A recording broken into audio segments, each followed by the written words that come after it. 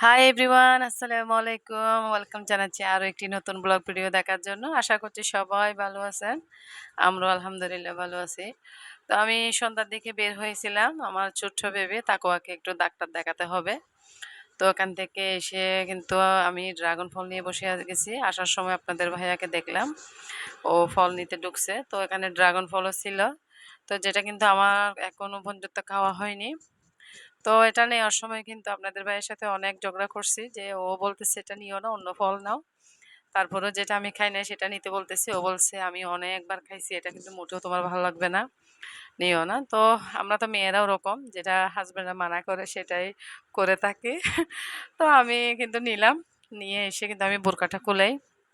আমি অনেক এক্সাইটেড যে জীবনে কোনোদিন খাই নাই ড্রাগন ফল।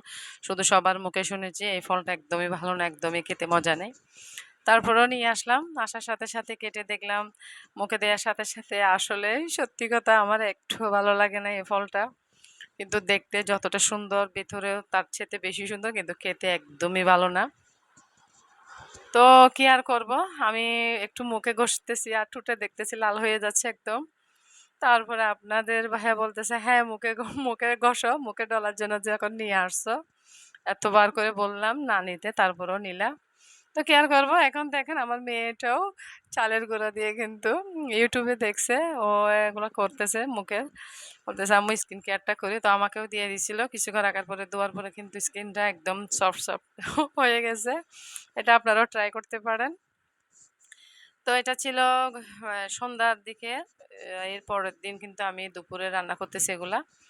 আজকে আমি ঘরোয়া যেগুলা থাকে মশলাপাতি সেগুলা দিয়ে কিন্তু শাহী মুরগি রান্না করব।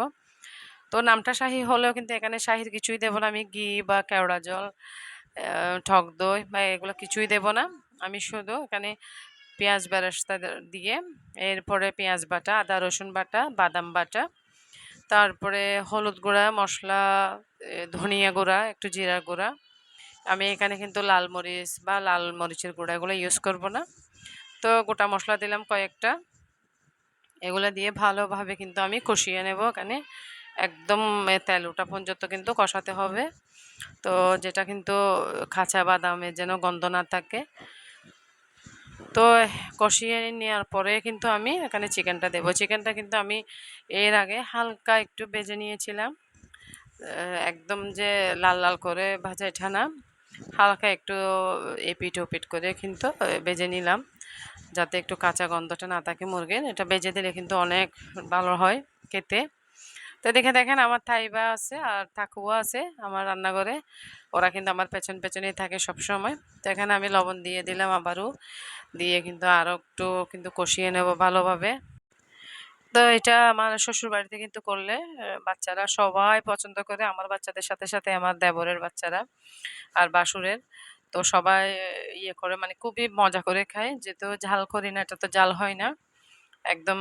হ্যাঁ, মেখে মেখে ভাত খেতে ইচ্ছে করে ওদের। আসলে আমি যেদিনই ওদেরকে দাওয়াত দিই এই চিকেনটাই করার চেষ্টা করি, যেহেতু বাচ্চারা চিকেন তো খায়। তো এভাবে করে দিলে তো আরো বেশি মজা পাবে। তো সেজন্য আমি কিন্তু এভাবেই রান্না করি। তো এখানে আমি কয়েকটা কাঁচামরিচ দিছি, কিন্তু ফালি করে দিই নাই। আর ১ কাপের মতো দুধ দিলাম। তো এভাবে নেড়ে ছেড়ে ভালো করে কিন্তু আমি কিছুক্ষণ মাংসের সাথে মশলা জাতীয় কষিয়ে এর মতো পরিমাণ মতো কিন্তু আমি পানি দেব। তো আমরা যেহেতু এটা ঘরেই খাবো, একটু আমি ঝোল ঝোল করে রাখবো। কিন্তু যখন মেহমানদের জন্য করি তখন ঝোলটাও কম রাখি। আর এখানে কিশমিশ, তারপরে কাঁচা বাদাম বাটা তো দিয়ে আমি, তারপরে এ, টক দই আর পেঁয়াজ বেরেস্তা আর একটু উপরে দিয়ে সাজিয়ে দিই।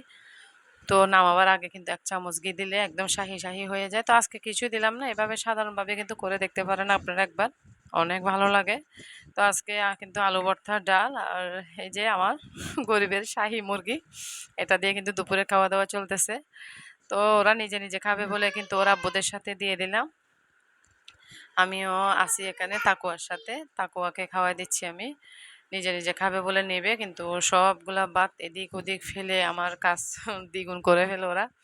তো ছোট বাচ্চা থাকলে যা হয় আর কি। তো এরপরে ওরা খাওয়া দাওয়ার পরে আমরাও খাওয়া দাওয়া করে নিলাম। এরপরে এটা হচ্ছে বিকালের নাস্তা। বিকালবেলা নাস্তা রেডি করলাম। একটু চিকেন দিয়ে এখানে জাল বড়া বা জাল পোয়া যেটাই বলেন না কেন, সেটা দিয়ে কিন্তু আজকে বিকালের নাস্তাটা করব। তো আজকে নাস্তা খেতে খেতে আপনাদের একটা কথাই বলবো, সবাই ভিডিওতে একটি লাইক দিয়ে কমেন্ট করবেন। আর ভিডিও দিয়ে বড় করবো না, আজকে এতটুকুতেই রাখলাম। সবাই ভালো থাকবেন। আল্লাহ হাফেজ। আসসালামু আলাইকুম।